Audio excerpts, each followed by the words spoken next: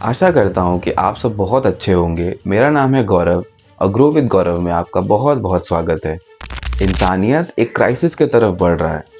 Crisis जो economic collapse करवा सकती है। क्राइसिस जो एक देश को नक्शे से हटा सकती है। और क्राइसिस जो इंसानियत को एक काले अंधकार में ढकेल सकती है।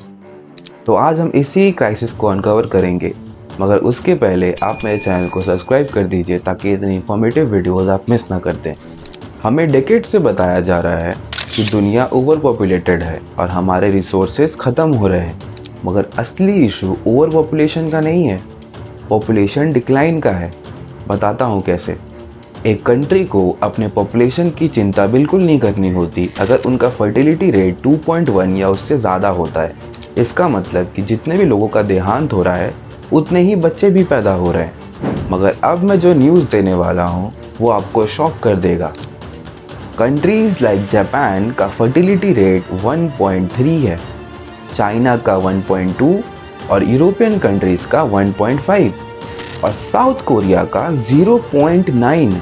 इसका मतलब कि आने वाले कुछ सालों में ये देश ख़त्म होने वाले हैं। अब सवाल उठता है कि ये कंट्रीज़ इस इशू से लड़ कैसे रहे हैं। तो सॉल्यूशन नंबर 1 है जो रशिया और हंगरी फॉलो कर रहे हैं, जो है इमिग्रेशन। जहां वो और कंट्रीज से लोगों को बुलाएंगे अपने कंट्रीज में अपने पॉपुलेशन डिक्लाइन को कंट्रोल करने के लिए। मगर इस सॉल्यूशन से एक नया इशू खड़ा होता है, जो है कल्चरल शिफ्ट और इंटरनल वायलेंस का। जब एक अलग इंसान अलग बिलीफ्स लेके एक अलग कंट्री से आता है एक नए कंट्री पर, तो वहाँ पर रेसिज्म के केसेस बढ़ते हुए देखे गए हैं और कई दफ़ा तो इंटरनल वायलेंस भी होते हुए दिखा है।